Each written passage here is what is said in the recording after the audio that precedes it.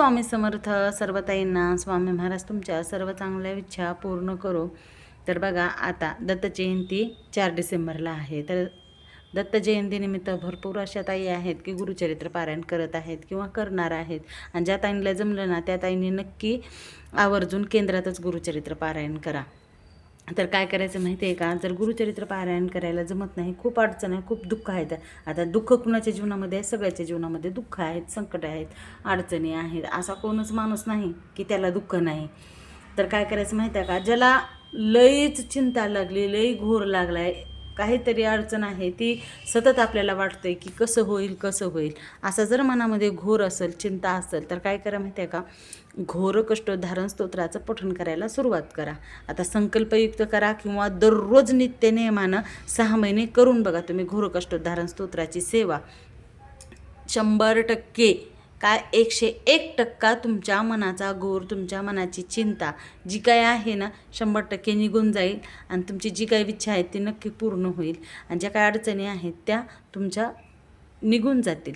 माझा आवाज थोडासा बोबडं म्हणजे तोत्र बोलल्यासारखं यायला, कारण मला तोंडातला आल्यामुळं बोलता येत नाही, समजून घ्या.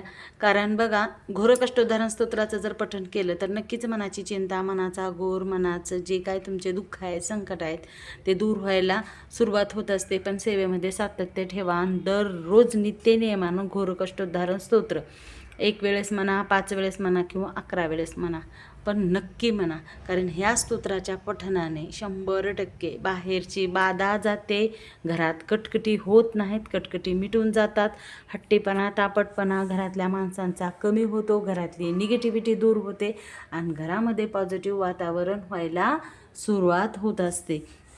ह्या पठणाची सेवा नक्की करा.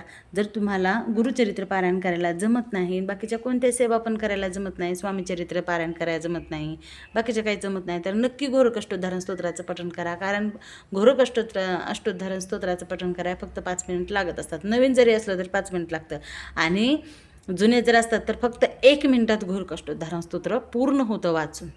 तर नक्की एवढी साधी आणि सोपी सेवा आहे बघा, जास्त वेळ लागणार नाही. ह्या सेवेला सुरुवात करा आणि जीवन सुखाचं कसं होतं ते कमेंटमध्ये नक्की सांगा. अशक्य गोष्टी अशा आहेत त्या शक्य व्हायला सुरू होतात. कारण स्वामी महाराजांची, दत्त महाराजांची सेवा करणारा माणूस कधीच दुःखी राहत नाही, कधीच अडचणीत राहत नाही. अडचणी दुःख तर सर्वांनाच येत असतात, पण ते आलेले सुद्धा कळत नाहीत. सेवा करायला सुरुवात करा आणि जीवन सुखाचं बनवा. सर्वांना श्री स्वामी समर्थ.